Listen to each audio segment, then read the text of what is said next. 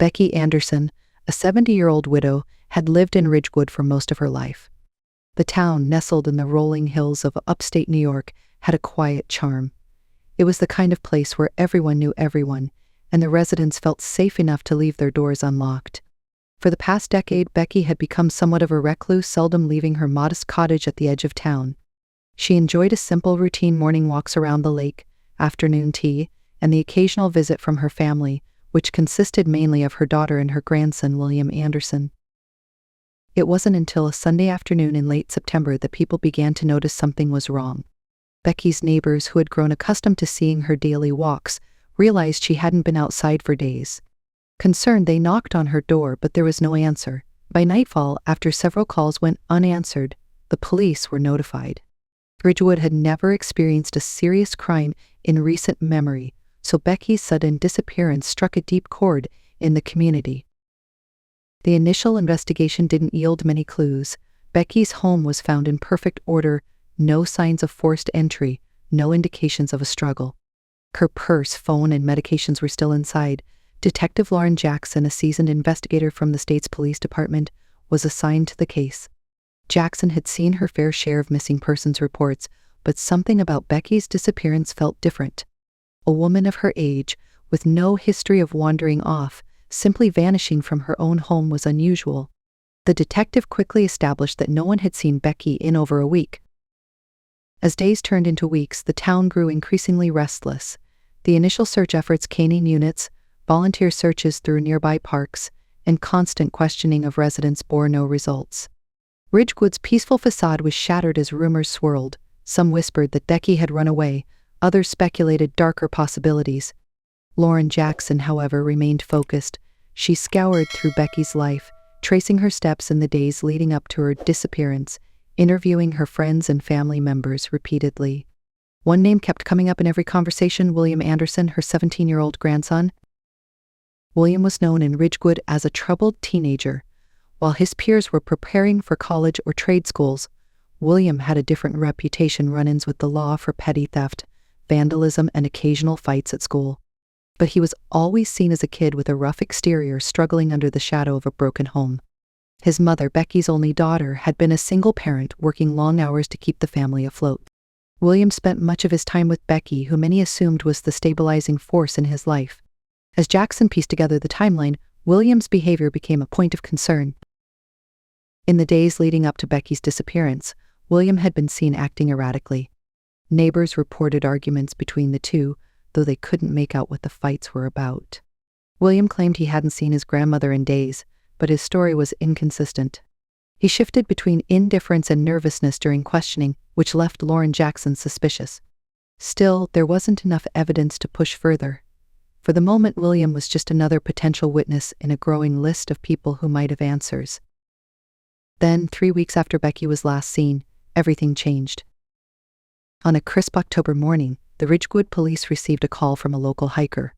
While walking through the woods on the outskirts of town, he had stumbled upon an abandoned house, a decaying structure that had been left to rot for decades. Inside, he found something no one in the town was prepared for: the lifeless body of Becky Anderson. The scene was horrific. Becky's body lay in a state of advanced decomposition, partially covered by debris and dirt. The house itself, long forgotten by most of the town, added to the macabre atmosphere: dusty floors, broken windows, and a musty odor of neglect. It appeared as though she had been there for some time, hidden from the world as her town searched for her. Detective Jackson arrived on the scene shortly after, her mind racing with questions. How had Becky ended up in such an isolated place? Who had brought her here? And more importantly, why? The investigation quickly ramped up. Forensic teams combed through the house, collecting any potential evidence. A torn piece of fabric, later identified as from Becky's clothing, was found near the doorway, indicating that she had been dragged inside. Bruises on her wrists suggested she had been restrained at some point. But most chillingly, a few feet from her body, investigators found something that set the case into an entirely new direction: a worn notebook scribbled with William Anderson's name. Lauren Jackson knew she was now dealing with something far more sinister than a simple disappearance. The house, located miles from Becky's home, was not a place she would have gone willingly. The remoteness of the location suggested that whoever had brought her here knew the area well. It was then that the focus of the investigation narrowed on William. For days, Jackson had been wrestling with her suspicions about the teenager. His evasive answers, his prior conflicts with Becky, and his known troubled history all seemed to fit into a disturbing picture. But until now, there had been no concrete evidence linking him to his grandmother's disappearance. The notebook changed everything. William was brought in for further questioning. This time, Lauren Jackson approached the interview differently. Armed with new information, she pressed harder, asking about his whereabouts on the day Becky was last seen, and what he knew about the abandoned house. William's demeanor shifted, his calm facade cracked under the pressure. His answers became erratic, his emotions frayed. Something was clearly off, and Jackson wasn't the only one who noticed. In the days that followed, the case exploded in the media. Ridgewood, once a sleepy town, was now at the center of a gruesome murder investigation. Reporters swarmed the town, eager for any new detail. Speculation about William's involvement dominated the headlines, but no formal charges had been brought. The police were meticulous, gathering every piece of evidence they could find before making their move. Then came the discovery that would change everything. Among the debris in the abandoned house, forensic analysts found traces of blood on a rusted metal pipe. The DNA analysis confirmed what Jackson had feared all along: it belonged to Becky Anderson.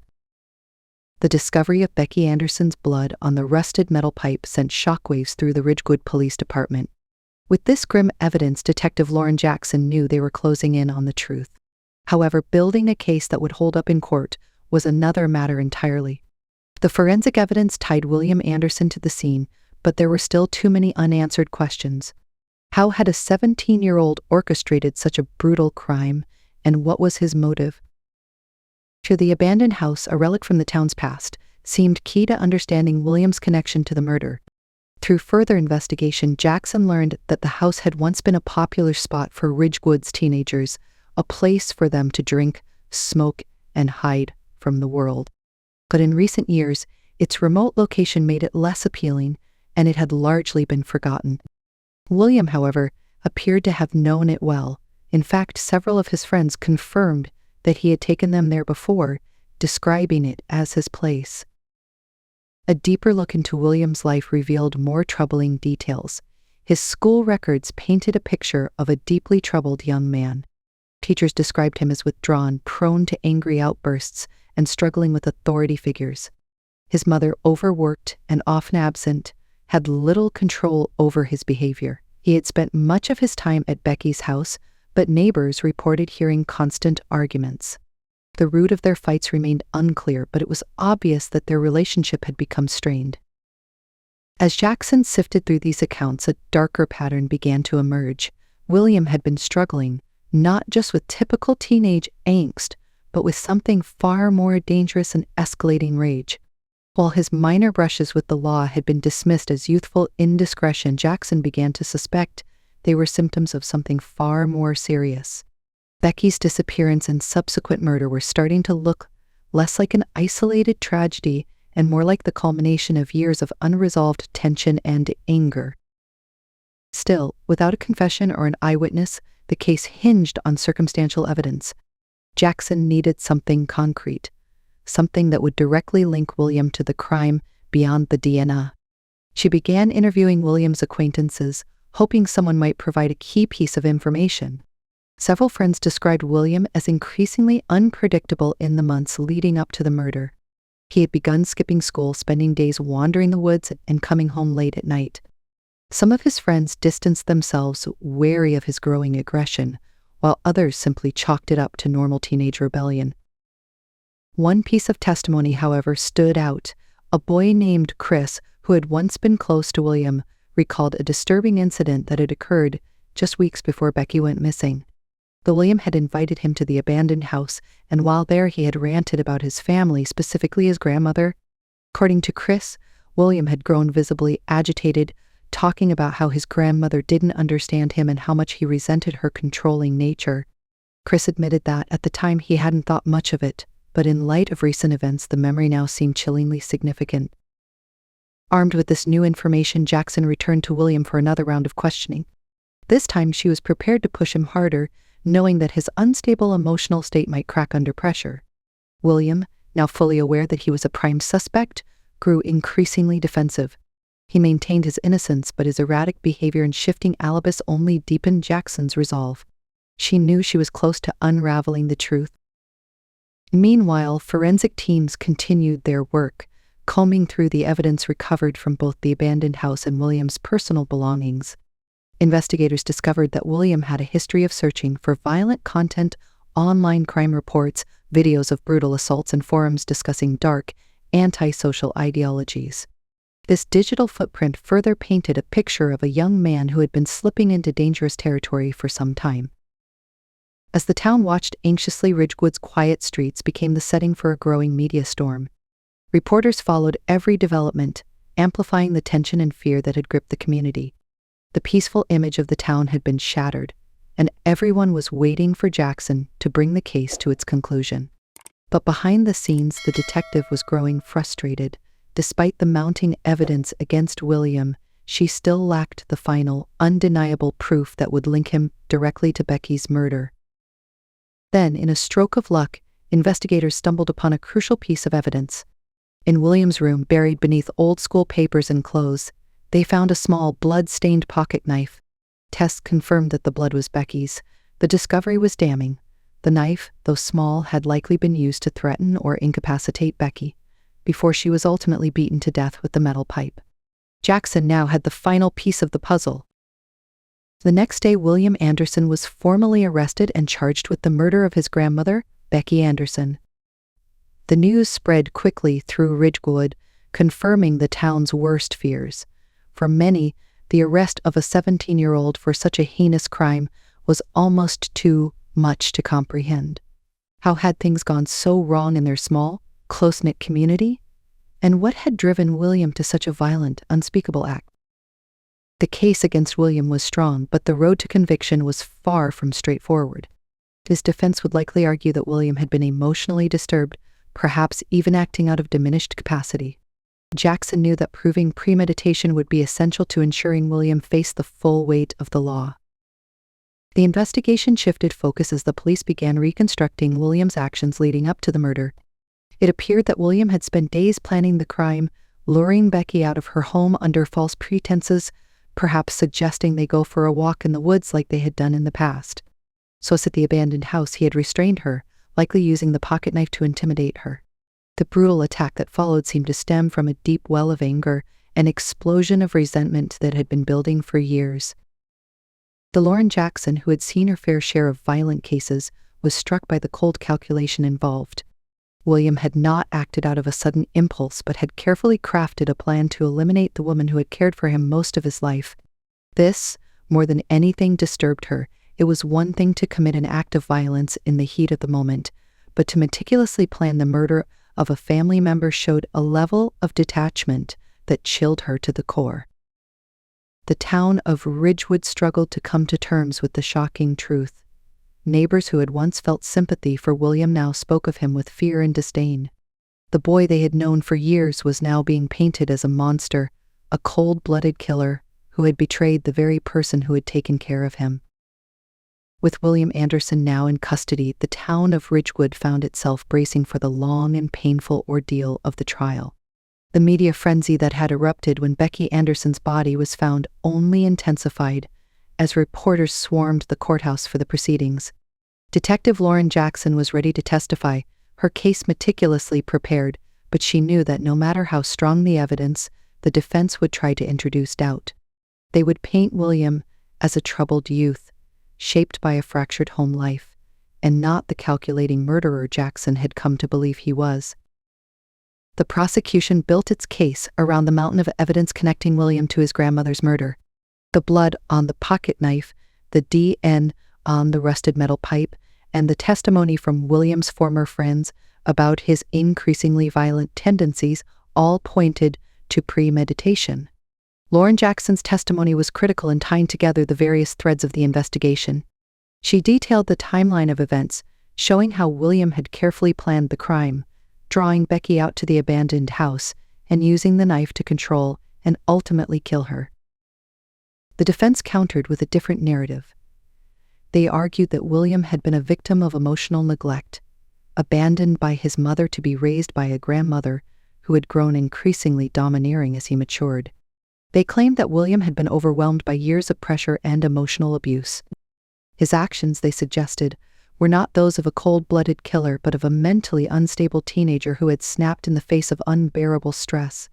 They painted the picture of a boy who had never learned to cope with his emotions, whose anger had been left to fester until it erupted in violence. Psychiatrists testified that William suffered from severe emotional disorders, depression, anger management issues, and possible conduct disorder, all of which they claimed contributed to his actions. They argued that these mental health issues, compounded by years of living in a volatile home environment, had pushed him to the brink. And William sat in the courtroom throughout, his face pale and expressionless, barely reacting to the arguments made on his behalf. The boy who had once been known for his fiery temper now seemed drained of any emotion. For many in the town, this defense felt like an insult to Becky's memory. She had raised William when his mother couldn't, and the idea that she had somehow driven him to murder left a bitter taste. But others, particularly those who had known William well, felt a deep sense of pity. They remembered the troubled boy who had always seemed on the edge, a ticking time bomb, just waiting to explode. As the trial wore on, Lauren Jackson found herself wrestling with her own thoughts. She had built a case based on cold, hard facts, but the emotional complexity of the situation weighed on her. Was William truly a calculating murderer, or had he been pushed over the edge by years of emotional neglect and untreated mental illness? These were questions that haunted her, though she knew they could not sway her commitment to justice. In her eyes, Becky had been the victim, and William had to be held accountable for his actions, no matter the reasons behind them. In the courtroom, both sides presented the closing arguments. The prosecution implored the jury to look at the facts, the evidence of premeditation, the brutal nature of the crime, and the undeniable proof linking William to his grandmother's death. They argued that while William may have had his struggles, that did not excuse his actions. To Becky Anderson had been a kind, elderly woman who did not deserve the violent end she met at the hands of her own grandson. The defense, however, pushed a different narrative, one of tragedy and mental illness. They emphasized William's broken upbringing, the absence of his mother, and the emotional strain that had been placed on him throughout his young life. They pleaded for leniency, asking the jury to see William as a deeply troubled boy who had made a terrible mistake, not a cold-blooded killer deserving of the harshest punishment. As the jury retired to deliberate, the town of Ridgewood waited with bated breath. The trial had exposed raw nerves dividing the community. Some residents, especially those close to Becky, demanded justice in the form of a guilty verdict and a long prison sentence for William. Others, particularly those sympathetic to William's troubled past, wondered if there might be room for mercy, for rehabilitation rather than retribution. After several days of deliberation, the jury returned to the courtroom. The atmosphere was thick with tension as the foreman stood to deliver the verdict. In a clear, steady voice, he read the words that would shape the future of both William Anderson and the town of Ridgewood. The jury found William Anderson guilty of second-degree murder. The charge, while serious, fell short of first degree, meaning they had accepted some level of diminished capacity, possibly seeing the murder as an act of desperation rather than a fully premeditated killing. The decision sent shockwaves through the courtroom. Some in the town were outraged, feeling the verdict was too lenient given the brutality of the crime. Others felt relief, believing that justice had been tempered with compassion for William's troubled mental state. For Lauren Jackson, the verdict was a complicated one. On one hand, justice for Becky Anderson had been served. William had been convicted, and he would face the consequences of his actions. On the other hand, the case left her with a lingering sense of unease. William's youth and emotional instability cast a shadow over the outcome. Was this a victory for justice, or had they simply failed to address the deeper issues that had led to this tragedy? In the weeks following the trial, William was sentenced to 25 years in prison, with the possibility of parole after 15 years. For Ridgewood, the sentencing marked the end of a dark chapter in the town's history, but the scars ran deep. Families who had once been friends now found themselves divided by the case. Those who had supported William's defense argued that his sentence was too harsh, that he was just a boy in need of help. Others, especially Becky's close friends, felt that justice had been served, but it could never bring back the woman they had lost. As the town tried to move on, Jackson continued to grapple with the case that had consumed her life for months. William's trial had exposed not just the fractures in his life, but also the ways in which Ridgewood had failed to see the warning signs. People had turned a blind eye to his struggles, chalking up his behavior to typical teenage rebellion. They had missed the deeper issues that had been brewing beneath the surface for years. Jackson couldn't help but wonder if things might have been different had someone intervened earlier, had William received the help he so clearly needed. Yet, at the end of the day, it was William who had committed the crime, and it was William who had to face the consequences. As she closed the case file for the last time, Lauren Jackson knew one thing for certain: Ridgewood would never be the same again. The town had lost not just a beloved elder in Becky Anderson, but also its sense of innocence. And William, once just another troubled teenager, was now a symbol of a deeper, more unsettling truth: the darkness that can lurk behind even the most familiar faces. In the months following the trial, Ridgewood remained trapped in the shadow of the brutal murder that had forever altered its small-town identity. What had once been a quiet, close-knit community now seemed fractured, haunted by the weight of Becky Anderson's death and the implications it left behind. Even as the media buzz faded and the outside world moved on, Ridgewood's residents struggled to find their footing in the aftermath. Detective Lauren Jackson had hoped that once the trial ended, she could close the book on the case and return to her normal routine. But even with William Anderson sentenced and locked away, the case lingered in her thoughts like a stubborn ghost. The haunting image of Becky's decomposing body in the abandoned house still intruded upon her dreams, and her mind kept replaying every moment of the investigation, wondering if something had been missed, something that could have changed the outcome. Jackson wasn't alone in her reflection. Becky's surviving family, particularly her daughter, Jennifer Anderson, had been left in emotional ruins. Jennifer, already struggling with her son's descent into darkness, now had to contend with the unbearable reality that her only child was responsible for her mother's death. She became a recluse, seldom seen around town, avoiding the sympathetic glances and whispered gossip that followed her like a shadow. For Ridgewood's residents, life became defined by the tragedy, as if the town itself bore the guilt of not preventing it. Neighbors who had once enjoyed casual chats over coffee now exchanged solemn nods, their conversations inevitably veering toward the Anderson case whenever the topic of crime or teenage rebellion came up. The streets, once filled with children playing or teenagers hanging out after school, were now quieter, as if even the young had absorbed the gravity of what had happened. As some tried to move forward, local leaders organized town meetings to discuss ways to prevent future tragedies, focusing on how to address mental health issues and provide support for troubled youths. Churches held vigils in Becky's memory, offering prayers not just for the victim but also for the redemption of her grandson. Still, for all the outward attempts at healing, the sense of unease in Ridgewood was undeniable. Detective Jackson, while outwardly calm and composed, felt a gnawing sense of guilt. William's crime seemed like more than just an individual act of violence. It had become symbolic of something deeper, a breakdown within the community itself. His years of turmoil, overlooked by friends, family, and even the law, had erupted into a horrifying act that no one had anticipated in time to prevent. And Jackson, despite having solved the case, couldn't shake the feeling that there had been opportunities to intervene before it was too late. It was during one of her late-night reflection sessions that Jackson began sifting through the case files again. Not because there was any loose end to tie up. William had been convicted.